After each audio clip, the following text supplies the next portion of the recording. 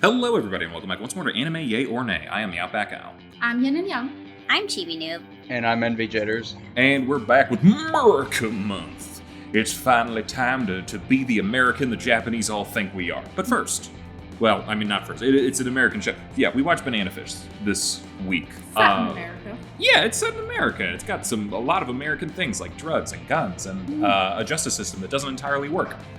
I'm sure Sounds there's about good right. things as well, but so far in the first 3 episodes, that's mainly what I saw. There's pretty bad things, yeah. Everywhere's got good and bad. Yeah, so is this, part of the reason for this was this is a holdover a little bit from, we were trying to do like transitions between months with different themes and things like that. Pride Month, I don't know, went super well as far as some people feeling how representation went, and I doubt this one's going to be much better, but it's like this weird cross-section of, well, do we need gay characters, and it also needs to be in America. So I feel like for this one's a little bit interesting because the original manga was like written like what, back in the 80s and 90s? Yeah. So it's definitely, I would say, a little bit more of that sort of slice of America, but I also don't really know, like, I don't know. Ian, you're more into this one than I am, so I've only read a little bit of this one. Yeah, I mean, it definitely, I guess you could say, is dated in certain ways because it is meant to represent, you know, America in around the 80s, and also like in terms of LGBT representation, I mean, it was written around the 80s and wasn't necessarily positioned as or regarded as a BL or anything like that. I believe it was marketed as a sign-in. Yeah. So it was never going to be very explicitly BL with anything, but there are so many hints of their relationship, and the author in a lot of additional material, like her additional magazine stuff, heavily hinted at it. I believe that was her intention, but it was not marketed that way, and it was not meant to be an explicit part of the story. And the story definitely focuses on other things a lot more, but I feel like the relationship between AG and Ash has become very popular, like in BL and stuff like that, but it wasn't necessarily marketed that way originally. Okay. You say it was more of a seinen. For some reason, somewhere I saw that it was like in a shoujo magazine when it was first published. Yeah, because I think even Viz Media with Shoujo Beat was how this was published like in America as part of like their shoujo publishing side or imprint. But I could be wrong about that. Maybe it was shoujo. I don't know. I don't know why I felt like it was seinen. Maybe because it's a little more serious, but it might have been shoujo. I mean, I definitely would say it definitely fits more of a seinen kind of like storyline. But maybe like a back feel. then, maybe back then it was a little bit different in terms of what they were marketed as. But no matter what, it was marketed towards like male audience. Take this with a grain of salt because it's Wikipedia, but it says the manga's demographic was shoujo. Okay. Now, I'm going to throw this out there, just a little bit of a movie knowledge, doesn't necessarily entirely translate, but up until, when was not Raiders, when was Temple of Doom out? Was that like 85, 84? 84? Yeah, that was the first movie to have a PG-13 rating. Before that, it was PG or R, so this could be a sort of similar situation of like, there just was not a middle ground between shoujo and much more adult at that time, maybe. I don't know. Things might have been like just a little bit different in terms of how they would publish things as opposed to now. I feel like this could be published as a seinen nowadays, but back then maybe that wasn't the case. Sensibilities certainly change. Yeah. I mean, I will say, knowing the stuff that Japan published like earlier, like even in like the 60s and 70s, Devilman as an example, I would say their censorship or like what they deem to be like marketable per demographic, I would say is probably vastly different compared to how it is now. Yeah. Wait, was that shoujo, Devilman? No, it was not. But it's definitely like compared to like what they would probably deem like acceptable to put in like magazines now versus then. Yeah. Like I would say Devilman was very woe in comparison to a lot of stuff they put out now. Yeah. So yeah, this touches on a lot of different stuff, mostly criminal enterprises. Mm-hmm. I was going to say the main reason I wanted to include it for like Pride stuff, aside from the transition thing, was the Ash AG thing. because those two main characters, like I've seen 3 episodes, and I think I vaguely saw a few others beforehand, but I need a refresher this time around. Yeah, they're definitely a thing. Yeah, I would definitely say they've got some good on-screen chemistry for sure. Yeah, I remember back when this anime came out. Like, I didn't watch it when it came out, but I remember people talking about it. And keep in mind, a lot of people that watch anime nowadays tend to not read the manga, especially since it was a manga that came out in the 80s. So people were just going into it thinking, oh, it's a crime show set in America, and then they were surprised. It's like, oh, it's kind of gay later on. Mm-hmm. Later on, I don't know. I thought they were throwing Doomy eyes way early. That might be. Well, okay. They give off some signals now, but I hear it gets actually gay, like between the two of them later on. I mean, it's just like their relationship becomes a lot deeper, and it's like, I mean, it's hard to see it any other way unless you're like, I don't know. I think it very much comes off as a romantic relationship. And like, if you put a girl in there instead of one of them, it would be like super, super obvious to most people. I don't know. Like, they definitely give those vibes. But like I said before, since it wasn't really marketed towards that demographic, it was never going to be totally explicit or quote unquote canon. But I would say it's as canon as it can possibly get. Especially, like I said, I feel like there was additional material that I'm not going to say because there's a lot of spoilers in the additional material that really like makes it feel even more canon. Who's had we've kind of gotten into it a little bit already, but who here, you've seen the whole thing, right? I've seen the whole anime twice, and I've read the manga. Okay, I've seen these 3 episodes, and I think a few other ones, though might have been a while ago at this point. Yeah, so I read a little bit of the first chapter. I put it down like a couple pages in, only because like I wasn't really digging the art style, and it's probably because it was like made in the 80s that it just didn't really jive with me very well. I don't know. I know some other people on here are kind of like picky when it comes to like art style and like drawing style and stuff, but it just didn't work for me. Maybe it was just because it is like an 80s art style that I just was like, meh. Yeah. And then I watched these 3 episodes, and that is about it. Yeah, I hadn't seen this before. I've heard of it, but I hadn't seen it till this viewing. Okay, so there wasn't a dub, so we don't have to talk about that at all. That's surprising to me, actually, that there is no dub. Sometimes it just happens that like the things you would expect to definitely get a dub just don't. It's weird. Part of it's probably a popularity thing or something, but I don't know. Was this popular when it came out? I feel like it was.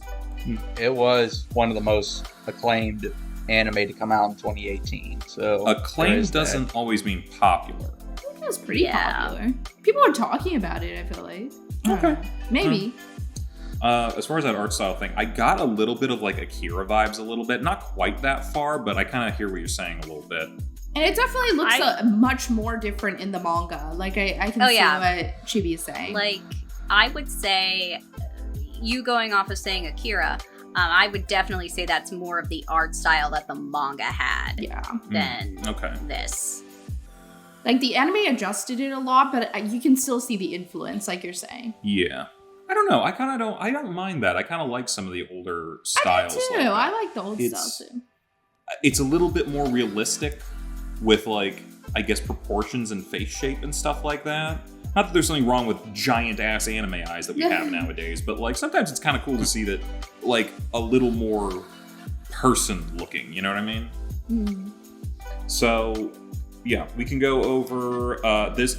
This is a complicated show as far as the plot goes, because it's a crime mystery thriller sort of situation. We got Ash running the gang in New York, and there's also a mafia guy that he's connected to through some very, very nasty reasons. There's also some conspiracy stuff with a drug that was tested on some soldiers in Iraq. Whole bunch of different things. A photojournalist who's like getting involved, and then everyone's getting kidnapped and going all over the place. It is It's just one of those, like, yeah, you just got to watch it. And it's going to take too long to explain everything, unfortunately. Yeah. That being, I mean, I was invested. It seems like it is a good, crime, mystery, thriller type show. Like, and honestly, I hate to make this comparison, but, like, it seems like something that could air in US TV. Like, this doesn't feel like over the top like a lot of anime tend to be. I could totally see this being adapted to America. Like, in that way, it kind of reminds me of Monster. I don't know if you guys have seen that one. We should watch that. I've heard of it. Yeah, it has that kind of vibe where I could see it as like a crime thriller, like drama on like an American network, and it would translate very well. HBO miniseries, maybe? Yeah, like an HBO miniseries. It definitely has that vibe where they really put a lot into like that type of like thriller I mean, I don't know if it'd be a miniseries because like the original Monsters, like 70 episodes or something like that. Well, it depends because it's like how long were those episodes? HBO usually goes an hour or longer. It would still be pretty. It would have a few seasons. There'd be some condensing a little bit, but like kind of sounds a bit like maybe a True Detective kind of thing or something like that. Yeah, it definitely had the vibes where it's like it's one of the few anime where I feel like it could translate, kind of like what Envy was saying about Banana Fish. But that is going to be interesting. You say that. We'll see how the rest of the American stuff goes moving forward. Because I think there's some other ones that could be translated to American stuff. Simply subject matter wise. But we'll get to that in later weeks. For now, like, what did you guys think overall? Like, with the plot and the characters and everything? I enjoyed it. I can definitely see what Kozi was saying about, an awkward transition from Pride Month to America Month because, you could say the two main characters have a gay connection, but also but also Ash's past. They don't shy away from it. They don't shy away from it. I mean, it's good storytelling. It makes you feel sympathy for him, but there's no beating around the bush of he was a. I don't know if I could say this on air, but it's a. Here's the thing, if people know the series, they know what is going on here. It's a lot of dark stuff from when he was a kid, and very abusive and just downright evil shit that was done to him.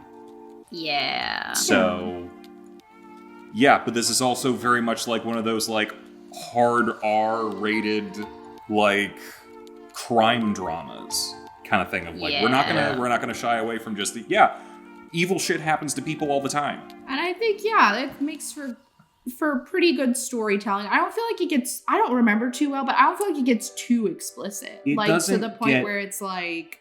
It's a lot of implication as opposed to like actually showing it. Which I think is good. I don't think there's a reason to show something like that in this type of series, especially. So I'm glad that they don't do that. But they definitely make it explicit what's happening. But I don't think it's explicit. Like it's never shown, thankfully. I mean, you don't have to show that. No, stuff. You don't. Right. Number exactly. one, you couldn't get away with that. But it's just kind of like. That's true. It's one of those things where the tell is better than the show. Yeah, exactly. And I'm glad that that's the case. I think it was the second episode where he's being interrogated because he's framed for a murder. And they're like, hey, your motive was probably this. And they show like a tape from when he was a kid and the thing that happened to him. Yeah. And it's like, that probably would be a really good motive to kill that guy who is dead. And like even... one, I somehow doubt that they would actually want to show that to anyone. That's just awful. That feels like a form of torture, maybe. But also, this is the 80s, and it's a cop interrogating a known gang leader. I feel like there's not a lot of oversight back then. But you can even. But my thing about it is like even the other cops who were there who didn't know about that. Even he's going like, oh my god, I'm gonna puke. Like you don't have to show anything. We know how bad that is. I will say this was written in the 80s. The anime itself explicitly says that it takes place in like 2017, 2018. Like they shifted forward the timeline because they're talking about the Iraq War back in 2005 and 2007. And also they're using cell phones. I forgot whether they use cell phones or not. Oh wait, the anime is not in the 80s, huh? No. I didn't remember that. I mean, that being, it's... the thing is like the one couple other things is like the clothing style is another thing that kind of sets that off. And even Could just go then, either like... way. I forget. I don't know what war was going on in the manga. Was it like the Gulf War or something? But this one explicitly talks about the one in Iraq. Well, if it was the 80s, it would have been conflicts before the first Gulf War. Well, the Gulf War was the early 90s. All right. Yeah. There's like what was it? Guatemala or not Guatemala? Nicaragua. Yeah, there was Panama, Central America, Nicaragua. Stuff. Yeah, okay. America stuff. You know, we've always been involved with something somewhere at all times. So because it's America. Yep, America. But yeah, you're right. It is actually set in the 2000s. This one. Yes. Which, I mean, I think to some degree does make it easier to connect to like what's going on a little bit more as far as like the geopolitical stuff and some of the stuff like that. A little bit. Just shows you that not much has changed, unfortunately. Oh, yeah. Well, I mean, and I also think, the fact they're using smartphones. Yeah. So. Right. I think the only difference for me would have been like if you were showing 80s New York and modern New York, it's like, okay, what does Times Square look like? Is it a tourist trap or is it full of like porno theaters? That's the main difference, I think. But yeah, so, I mean, as far as like getting its setting going and its characters and all that, I think like it did a really good job of establishing everything of like just kind of the world that they live in. Yeah. And like, honestly, how fast paced it kind of is. Because like the story just goes. Right. Like I think by the first episode, we'd established every single character. We'd had 2 or 3 different major plot points happen.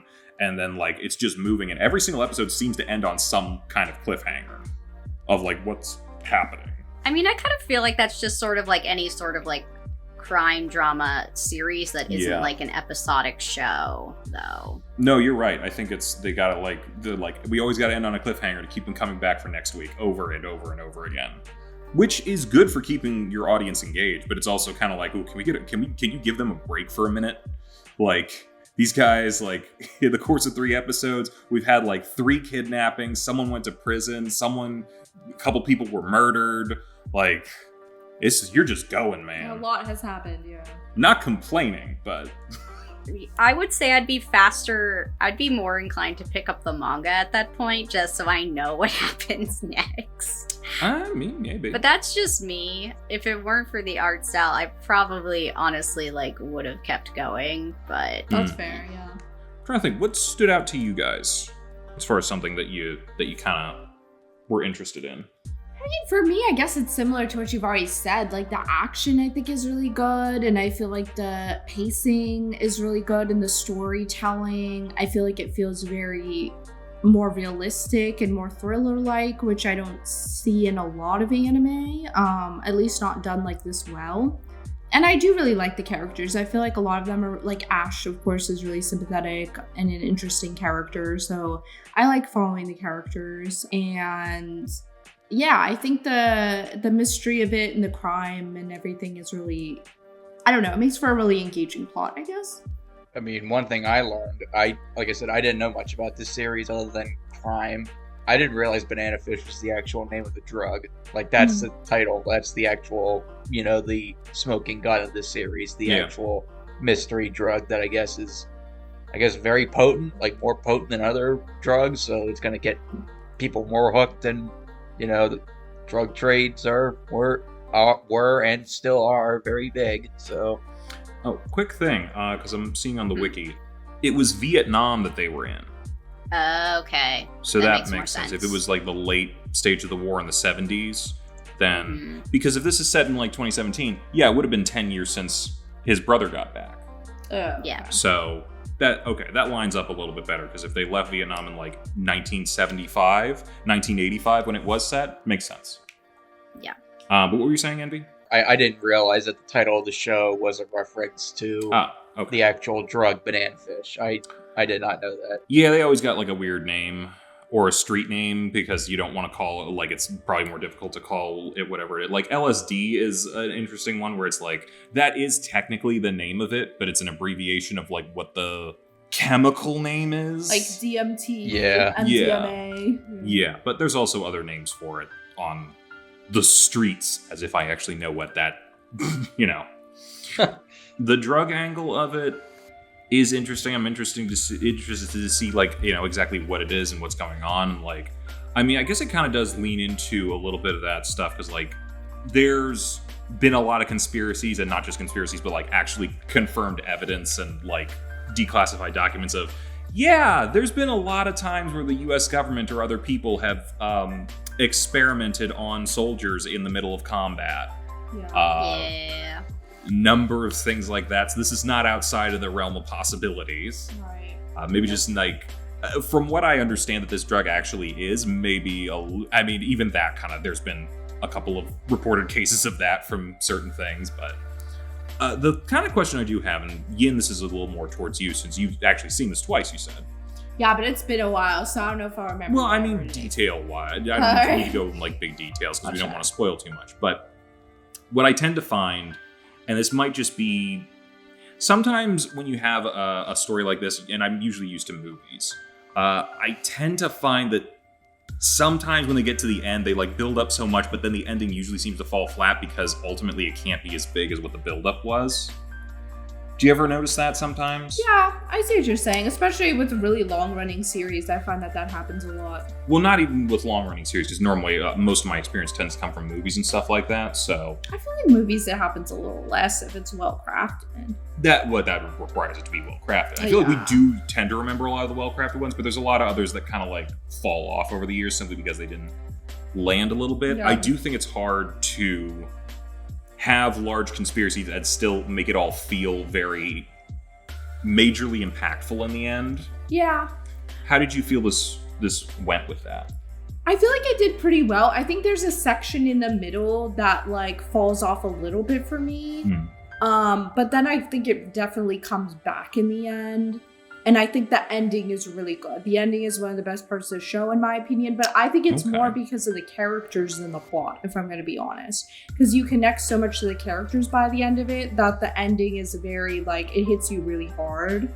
Okay. And so I think the ending is very good. Like I said, there's a part in the middle that I don't remember as well. And I think kind of like they might have gotten like lost in the weeds a little bit. But they definitely came back. And I think the ending is just as strong as the beginning.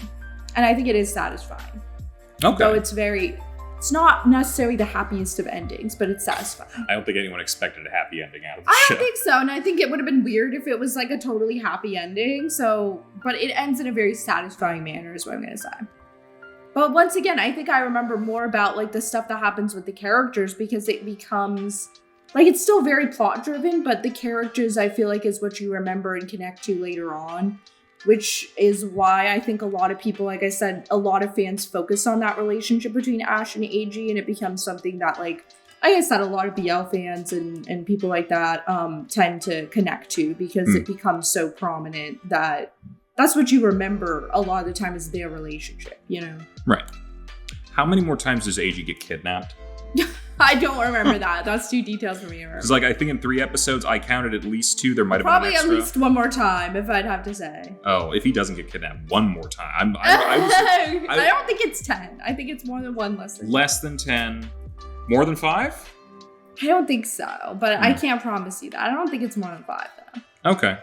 Maybe it's like 3 or something. We'll give him the benefit of the doubt. Okay. For now, we will. We'll see if, like, we'll count it if we continue. Because it's like he got kidnapped at the end of the first episode. He got kidnapped at the end of the 3rd episode. Following that trend, he's going to get kidnapped another 10 times. I don't think it was 10. I don't know. It's literally been every other episode. I might have forgotten, though, because it has been a couple of years, if I'm going to be honest, since I watched this. So you'll have to watch more and see.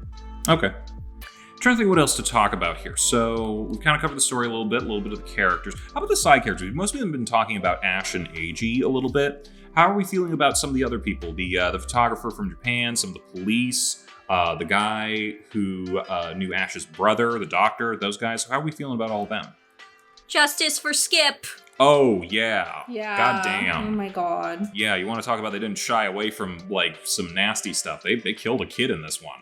I don't even think JoJo did that. They killed a dog, but... Well, yeah, I mean, I was getting a lot of Smokey vibes from part 2 of JoJo, and then, unlike Smokey, he didn't survive. Yeah. Poor kid. Yeah. Big sad. Very big sad. Well, the guy who killed him does get dead, but then Ash gets blamed for his murder, so... Yeah. I like, I forget his name, but it was like the sub-leader of the group that was trying to rescue Ash. I forget Shorter? his name. Guy with the mohawk? Yeah, Shorter. Yeah. I liked him. He seems cool. How about there are villains at this point? One of them's dead, one of them's a mafia boss, and one of them is... I guess his hand got, like, blown off by Ash. Yeah. And now he's out for vengeance.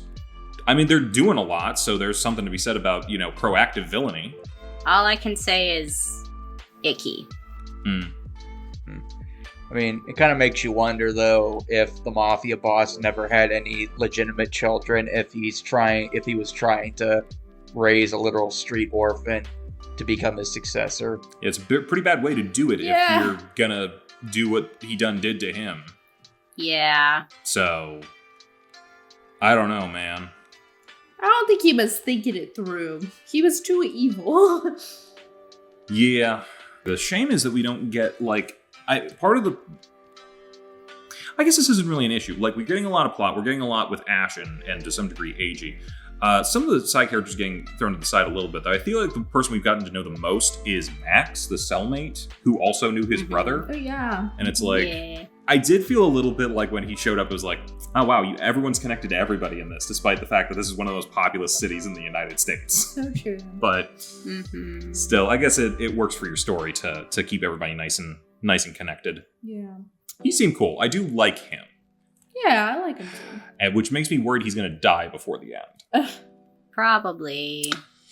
I just won't say anything. Yeah, no, I'm not holding out hope on him. I think I was very intrigued by the doctor, the chemist, trying to figure out like what the drug was. I don't think we got too much more info other than like it's something exceedingly potent. Or what all else he went over in that one episode. I think he said it was similar to LSD. But, as far as, like, it does something to alter, like, brain chemistry or something like that. Mind control. I'm spitballing. Hey, man, that's what I was talking about as far as, like, there's been other, like, that was another thing back in, like, the 60s through the 80s. Like, if anyone's ever heard of MK Ultra and those sort of projects. When you mentioned that was, like, the first thing that came to mind, because I was also, like, just listening to a podcast, and it was talking about, the urban legend of Polybius, and how they were using, like, arcade cabinet video game, quote unquote, because this is definitely probably more than likely an internet urban legend about how they were, like, maybe using it to gather data to, like, maybe train soldiers or whatever for, like, piloting things or something or other. Can I tell you, whatever that is, I think that became the plot of a Robin Williams movie. It became a plot of a Robin Williams movie and also the plot of an Ernest Cline book. I don't think I know the Ernest Cline book. Have you ever seen Toys? Yes. Yeah. The book I'm thinking about is called Armada, which is, I want to say, was probably based on the Robin Williams movie. Probably also a precursor to Ender's Game. More than I likely. can see that. The only reason why I know about Polybius is, of all people, the Angry Video Game Nerd did an episode on that, and it was very trippy. Yeah. Oh, yeah. I mean, what they described as, like, the gameplay itself was also pretty trippy. But anyway, I digress. That's a tangent for another day. Yeah, when we eventually inevitably become a conspiracy theory podcast, we can revisit this. But yeah, I feel like, I don't know. I feel like I haven't seen a ton of anime go really in depth into certain, like, conspiracy theories and different things like that, and especially, like, I think we could talk about it a little bit because, like, this, especially coming out in the 80s and having connections to, like, Vietnam and some of the other stuff like that, and a lot of like what was going on in America and presumably to an extension in the culture in Japan a little bit at the time.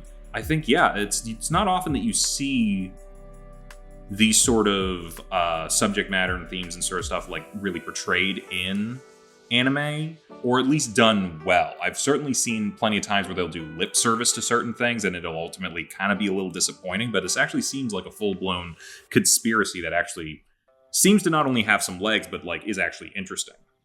I mean, the only other one that I can really think of that it's actually done something like that is Steins Gate with John Teeter and the time travel stuff. That was the thing. Which I think that one also did it pretty well. Though I'm not as familiar with the John Teeter stuff. I don't know if they sort of like started making their own lore based on that, or if it was like, okay, here's a whole story going on, and then we're going to insert our original characters into it, kind of thing. Like, I forget. I know there's like a Wikipedia page on it, but I haven't read it in a bit, so.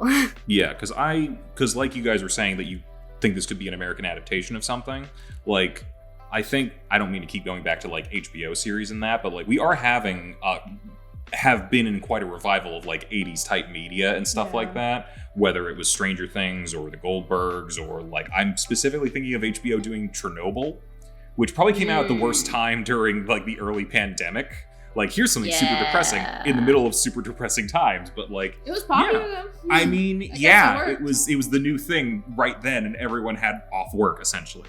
But yeah, it kind of, you have these sort of like really dark things happening, and like, I don't know, I kind of now do want to see a live action adaptation of this, and yet at the same time I know it won't be good.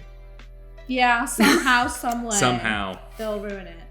Yep, tough stuff. But yeah, I don't know, anything else you guys want to talk about in regard to this? I like the music. Music's really good. Yeah. Good. Okay. I like the opening. Okay, cool. Yeah. I kind of skipped over because I was a little rushed this time around. Well, watch it but not on double speed. Yeah. That's not the way. Well, I feel like I'm a yay here. I think I did start this before, and I kind of had to drop off because of like, I think just had nothing to do with the show. I think it was just like I didn't have time for things. So if I can find the time, I think I might want to try to finish this and see where it all ends up going. So I think I'm a yay here. Well, you guys know I'm a yay. I'm a big fan of this series, so enough said.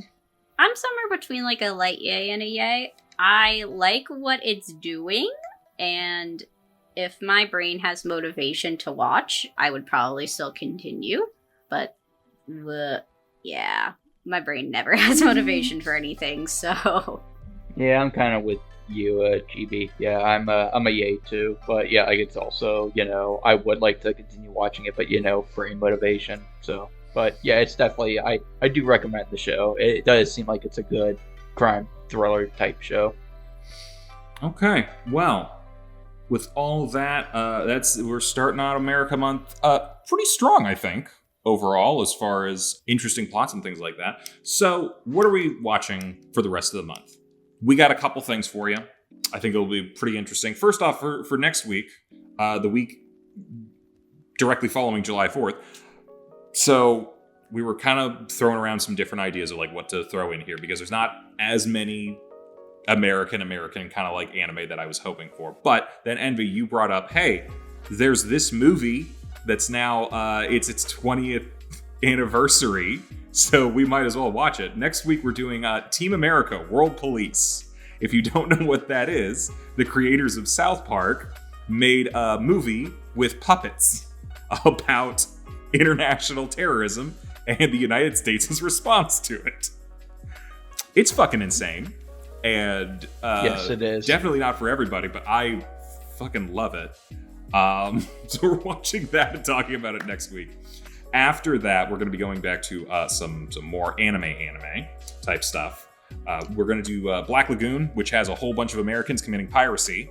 We're going to watch Baccano, which has a whole bunch of Americans doing mafia stuff and robbing trains and things of that nature. Good. And to round it out at the end of the month, we're just going to do what I'm going to call the Token American episode. We're going to watch a bunch of different episodes from a couple of different shows. Not necessarily a whole section, but like, to give you an idea, we're going to be watching like the episode of Pokemon with Lieutenant Surge. We're going to be watching, I keep bringing up G Gundam in the past couple of weeks. We got to watch the episode with Chibity Crockett, the American in the Gundam Olympics. We're going to watch the Bandit Keith versus Joey Wheeler episodes of Yu-Gi-Oh! Because of course America. And I'm trying to think, I think there was one of... So we're just watching a bunch of episodes that feature an American stereotype. Yes, a lot of times. Also, the episode of Samurai Champloo where the Americans try to invade and they have to play a baseball game for the country. And we'll finish it out with there's a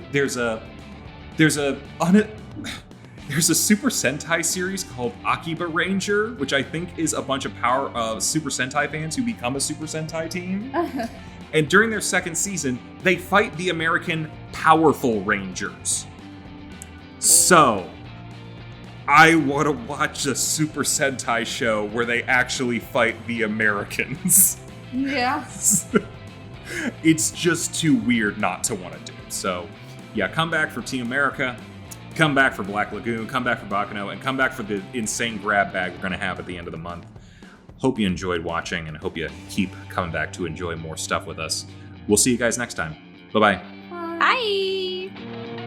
Hey, thanks for watching, and if you haven't already, be sure to subscribe and ring the bell icon for notifications. If you enjoyed this video, give us a like, and if you haven't already, check out some of our previous episodes, our daily gaming videos, or our parody series, Madoka Magically Abridged. See you next time!